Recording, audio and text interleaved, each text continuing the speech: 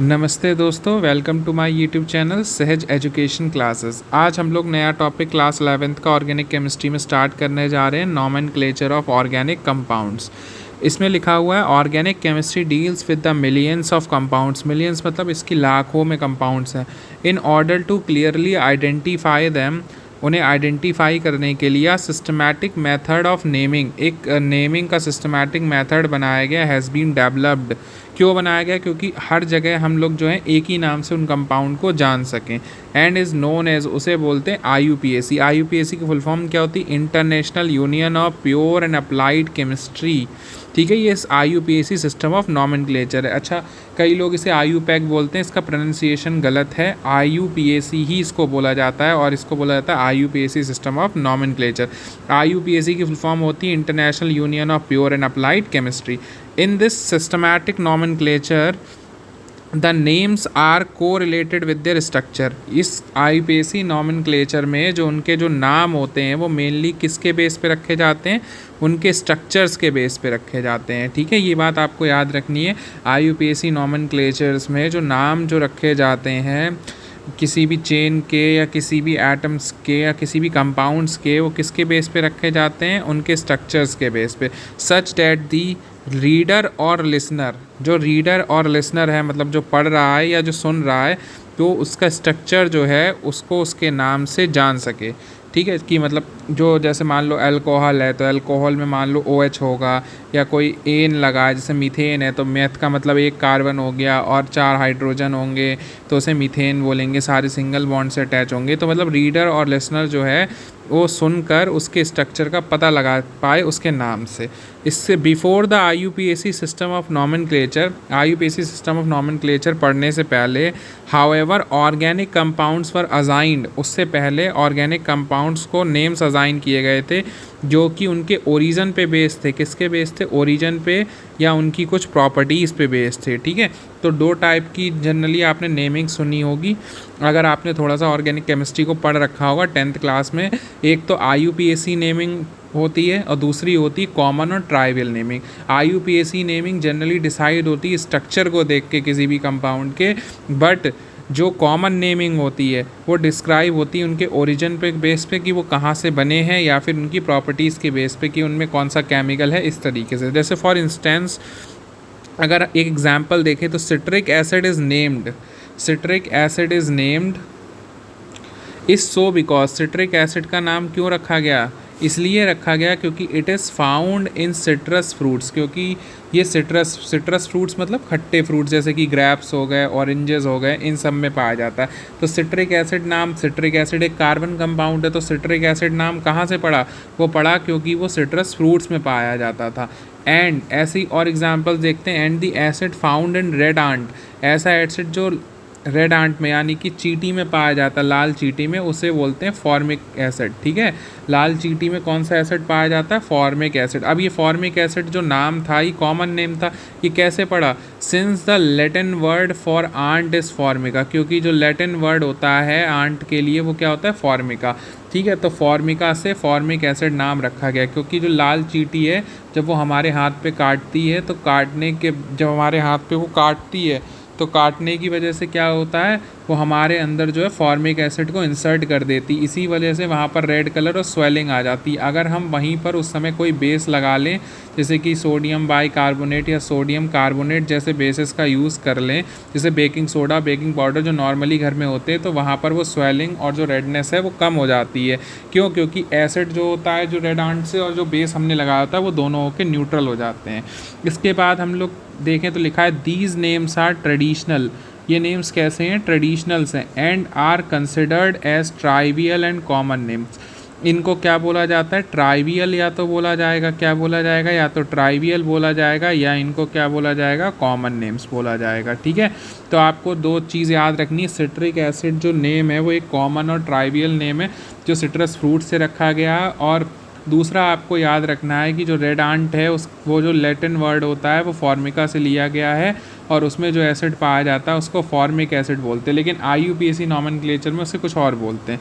Some common names are followed even today, आज भी कुछ कॉमन नाम्स जैसे यूज़ किए जाते हैं। सिट्रिक एसिड बहुत कॉमन है, ये यूज़ किया ही जाता है, ठीक है। फॉर्मिक एसिड इतना कॉमन नहीं है, लेकिन सिट्रिक एसिड बहुत ज़्यादा कॉमन है। फॉर एग्जांपल जैसे कि अगर हम लोग देखें तो बकमिनिस्टर फुलरेंस, ये कार्बन का आइसोटोप होता है, is a common name given to the newly discovered C60 cluster, a form of carbon noting its structural similarity to the geodesic domes popularized by the famous architect R. Buckminster Fuller, ठीक है। Are बकमिनिस्टर Fuller ने इसे discover किया था, इसीलिए उसका नाम हमने क्या रख दिया था, बकमिनिस्टर फुलरेंस रख दिया था। तो ये भी एक तरीके से इसका क्या है, कॉमन नेम या फिर ट्राइवियल नेम है। Common names are useful, common names useful होते हैं and in many cases indispensable होते हैं, particularly when the alternative systematic names are lengthy and complicated. ऐसा बताया गया है जो ये जो कॉमन नेम्स होते हैं ये यूज़फुल भी होते हैं और इंडिस्पेंसेबल होते हैं जब कॉमन नेम्स जो वो IUPAC सिस्टम नेम्स जो देती है वो बहुत बड़े होते हैं और कॉम्प्लिकेटेड होते हैं समझने में, ठीक है। तब हम इन नेम्स का यूज़ कर लेते हैं। Common names of some organic compounds are given in table 8.1। 8.1 में आपको कुछ दे रखे हैं, जैसे कि दे रखा है CH4, ठीक है। CH4 को हम लोग मीथेन बोलते हैं, ये इसका कॉमन नेम भी है और यही इसका IUPAC नेम भी है, ठीक है। यही इसका कॉमन नेम है और यही इसका IUPAC नेम है। जैसे यहाँ पर दे रखा है नॉर्मल ब्यूटेन, ठीक है। N जो यहाँ पर है इसका मतलब है नॉर्मल, नॉर्मल का मतलब सिंगल लाइन में है, ठीक है, सिंगल लाइन की चेन है, इसीलिए इसको नॉर्मल बोल रहे हैं। आइसोब्यूटेन, आइसोब्यूटेन का मतलब होता है जिसमें सिंगल कार्बन जो है वो एक कार्बन से और 2 और 3 कार्बन से लगा हो। जैसे फॉर एग्जांपल अगर मैं इसका स्ट्रक्चर बना के दिखाऊं आपको तो समझ लीजिए ये C है, इस C से एक CH3 लगा है, इस C से एक CH3 लगा है और इस C से CH3 लगा है और एक H लगा है। तो जब भी एक कार्बन से इस तरीके से आसपास में 3 CH3 लगे हुए होते हैं तो इसको नाम दिया जाता आइसो। आइसो का मतलब एक जैसे 2 ग्रुप, ये देखो 3, ये भी एक जैसे हैं, ये भी एक जैसे हैं। जब एक जैसे तीनों ग्रुप कार्बन के अराउंड होते हैं तो उसे आइसो बोलते हैं, ठीक है। अब अगर हम देखें नियोपेंटेन, तो नियोपेंटेन का मतलब होता है 5 कार्बन, ठीक है। ये थोड़ा थोड़ा आपने पढ़ रखा होगा। ब्यूटेन का मतलब क्या होता है, ब्यूटेन का मतलब होता है कितने कार्बन, 4 कार्बन, ठीक है।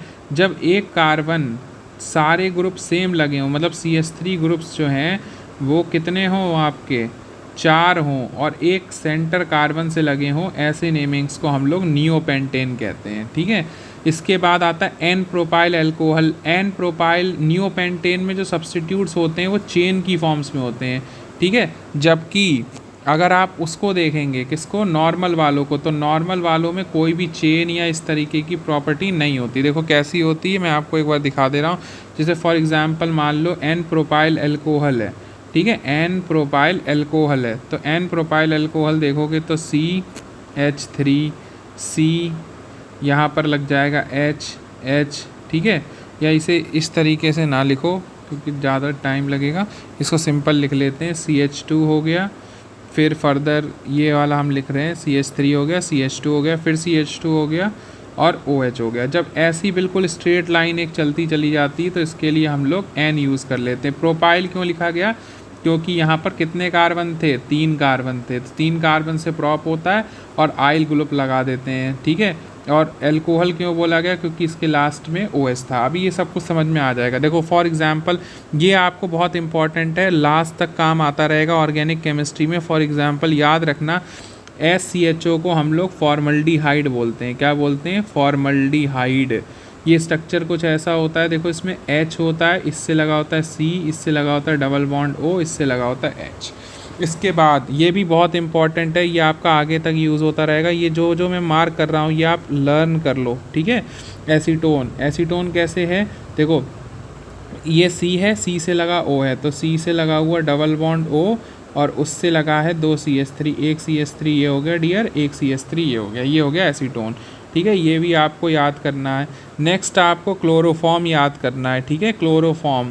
क्लोरोफॉर्म का फॉर्मूला क्या होता है, CHCl3, मतलब एक कार्बन 4 बना सकता है तो 3 एक ही ये जुड़ जाएगा, एक हाइड्रोजन ये जुड़ जाएगा। ये आपको याद रखना है डियर। एसिटिक एसिड बहुत इंपॉर्टेंट है, एसिटिक एसिड, ठीक है। एसिटिक एसिड इसका कॉमन नेम याद रखना। देखो स्ट्रक्चर ऐसे बनेगा CH3, यहाँ हो जाएगा C, डबल बॉन्ड O और H, देखो डबल बॉन्ड O, फिर सिंगल बॉन्ड O, फिर O से H और एक CH3, ठीक है। फिर इसके बाद ये बेंजीन, बेंजीन यही इसका IUPAC नेम भी है और यही इसका कॉमन नेम भी है। तो C6H6 को क्या बोलते हैं? बेंजीन। ये भी आपको लर्न करना है, बहुत इंपॉर्टेंट है। ये जितने भी टेबल्स में दे रखे हैं ये मोस्ट इंपॉर्टेंट है, आप याद कर लो इसको, ठीक है। अभी जैसे जैसे हम आगे बढ़ेंगे, जैसे फॉर एग्जांपल इनका बहुत यूज़ होगा ऑर्गेनिक में। एनिसोल क्या होता है?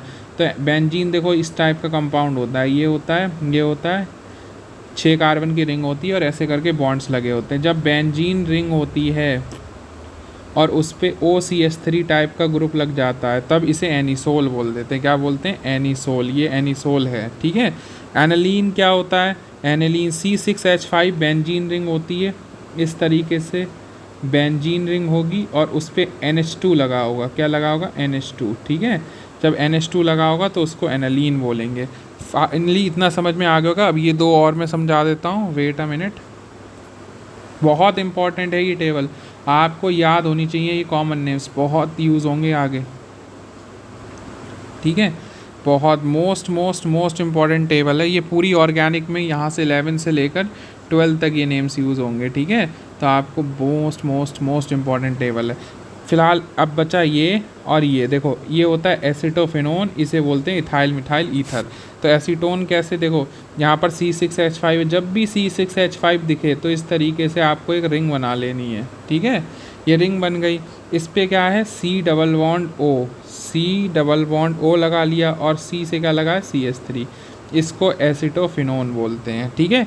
इसके बाद ये एस्टर है, देखो इथाइल ग्रुप, ऑक्सीजन जो है इसके इधर 2 लगे हैं तो इसे इथाइल बोलेंगे, ऑक्सीजन के इधर 1 लगा है मिथाइल बोलेंगे, और इसे क्या बोलते हैं? ईथर। ईथर को हम लोग इस तरीके से लिखते हैं ROR, जहाँ पर R एल्काइल ग्रुप्स होते हैं, जैसे इसमें मिथाइल हो गया, इसमें आपका इथाइल हो गया, इस तरीके से समझ लो। अभी नहीं भी आ रहा हो तो कोई दिक्कत नहीं है, अभी आगे मैं सब समझा दूंगा, लेकिन इस टेबल को आप जो है कुछ नाम्स जो है कॉमन वो याद कर लीजिए। जैसे मोस्ट इंपॉर्टेंट मैं आपको कुछ नाम बता दे रहा हूँ। एनालीन आपको याद रखना है, anisole, benzene, acetic acid, acetone और फॉर्मल्डिहाइड। ये कुछ नेम बहुत ही ज़्यादा इम्पॉर्टेंट हैं जो आपको इस टेबल से याद रखने हैं। क्लोरोफॉर्म तो याद ही होता है वैसे भी, लेकिन ये कुछ नाम्स हैं जो बहुत ज़्यादा इम्पॉर्टेंट है, ठीक है, याद रखने हैं आपको। अब हम लोग थोड़ा सा आगे चलते हैं। थोड़ा सा आगे में लिखा है the IUPAC system of nomenclature. अब हमने कॉमन और ट्राइवियल नेम सीख लिए कि क्या होते हैं, तो हम नेक्स्ट सिस्टम पे चलते हैं ऑर्गेनिक कंपाउंड्स की नेमिंग के, जिसे बोलते हैं हम लोग IUPAC सिस्टम ऑफ नॉमेनक्लेचर, ठीक है। A systematic name of an organic compound is generally derived bye identifying the parent hydrocarbon and the functional group, ठीक है। तो 2 चीज़ों से हम लोग नॉमेनक्लेचर की स्टार्ट करते हैं IUPAC की। एक तो पेरेंट हाइड्रोकार्बन चेन पहचाननी होती है, दूसरा फंक्शनल ग्रुप। तो देखो ये चेन दे रखी है, इसको हम लोग बोलते हैं पेरेंट हाइड्रोकार्बन चेन। अब हाइड्रोकार्बन क्या होता है? ऐसे कंपाउंड जो कार्बन और हाइड्रोजन से मिलके बने होते हैं उनको हम लोग हाइड्रोकार्बन बोलते हैं, ठीक है। तो इसमें देखो सारे compounds carbon hydrogen carbon hydrogen carbon hydrogen से बने, तो ये सारे क्या हो गए? हाइड्रोकार्बन हो गए। तो पेरेंट की ये जो पूरी चेन है इसी को हम लोग क्या बोलते हैं? पेरेंट हाइड्रोकार्बन चेन, ठीक है। इससे लगे हुए ये जो OH है इसको फंक्शनल ग्रुप, ये Br है, ये सारे क्या हैं? फंक्शनल ग्रुप हैं, ठीक है। और इससे अगर कोई भी ग्रुप अलग से लगा हुआ है, जैसे CH3 है, C2H5 है, जैसे सपोज़ मान लो यहाँ पर C2H5 लगा है, यहाँ पर तो लगना पॉसिबल नहीं क्योंकि वो साइड में आ जाएगा, इधर आ जाएगा। फॉर एग्ज़ाम्पल मान लो यहाँ पर C2H5 लगा है, तो ये ऐसे जो भी ग्रुप्स होते हैं इनको हम लोग ब्रांचेस बोलते हैं। क्या बोलते हैं? ब्रांचेस बोलते हैं। तो एक IUPAC नॉमेनक्लेचर में अगर हम नॉर्मल सी देखें तो पेरेंट हाइड्रोकार्बन चेन होती है, दूसरे फंक्शनल ग्रुप होते हैं और तीसरी क्या होती है? ब्रांचेस होती हैं। अब देखो इसको कैसे हम लोग सॉल्व करते हैं, थोड़ा सा पढ़ते हैं। देखो लिखा बाय फर्दर यूजिंग, ठीक है। हम लोग प्रीफिक्सेस मतलब जो नाम से पहले लगते हैं, सफिक्सेस जो नाम के बाद लगते हैं, ठीक है। मेन नाम के बाद लगते हैं वो सफिक्स होते हैं और जो नाम से पहले लगते हैं वो प्रीफिक्स होते हैं। The parent name can be modified to obtain the actual name. तो पेरेंट नाम को अगर हमें मॉडिफाई करना है तो प्रीफिक्स लगा के और सफिक्स लगा के हम पेरेंट नेम को मॉडिफाई करते हैं ताकि हम एक्चुअल नेम को डिस्कवर कर सकें।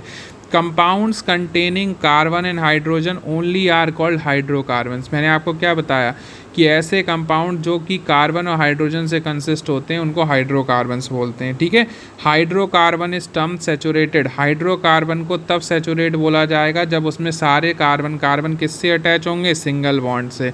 किससे अटैच होंगे, सिंगल बॉन्ड से। ठीक है, और IUPAC name is a for a homologous series of such compounds is alkane. ऐसे कंपाउंड्स के लिए जो नामकरण किया जाएगा वो कैसे किया जाएगा, एल्केन से किया जाएगा। ठीक है, अब इसके बाद एल्केन जो है ये बहुत इंपॉर्टेंट है, याद रखना। एल्केन एक लैटिन वर्ड से लिया गया है, पैराफिन्स। पैराफिन्स का मतलब लिटिल एफिनिटी, मतलब ऐसे कंपाउंड जो आसानी से किसी से रिएक्ट नहीं करते। ठीक है, तो यहाँ पर ये याद रखना है कि एल्केन का जो मतलब, एल्केन जो है एक लैटिन वर्ड से आया पैराफिन, जिस पैराफिन वर्ड का मतलब होता है लिटिल एफिनिटी, मतलब ऐसे कंपाउंड जो आसानी से किसी से रिएक्ट नहीं करते। ठीक है, इसका मतलब ये होता है। ठीक है, और was the earlier name given to these compounds. ठीक है, एल्केन से पहले हम इनको पैराफिन्स बोलते थे। पैराफिन्स वो कंपाउंड्स होते थे जिनका लैटिन में मीनिंग होता था लिटिल एफिनिटी, जो आसानी से रिएक्ट नहीं करते थे। आज के समय हम उन्हें एल्केन्स बोलते हैं। Unsaturated hydrocarbons are those. Unsaturated hydrocarbons वो होते हैं जिनमें at least one carbon double bond होगा या ट्रिपल बॉन्ड होगा, यानी कि कार्बन कार्बन डबल बॉन्ड होगा या कार्बन कार्बन ट्रिपल बॉन्ड होगा। ऐसे कंपाउंड्स को हम लोग अनसैचुरेटेड हाइड्रोकार्बन्स बोलेंगे। ठीक है, अब नेक्स्ट क्लास में हम लोग डिस्कस करेंगे IUPAC nomenclature of alkanes. Thank you for watching.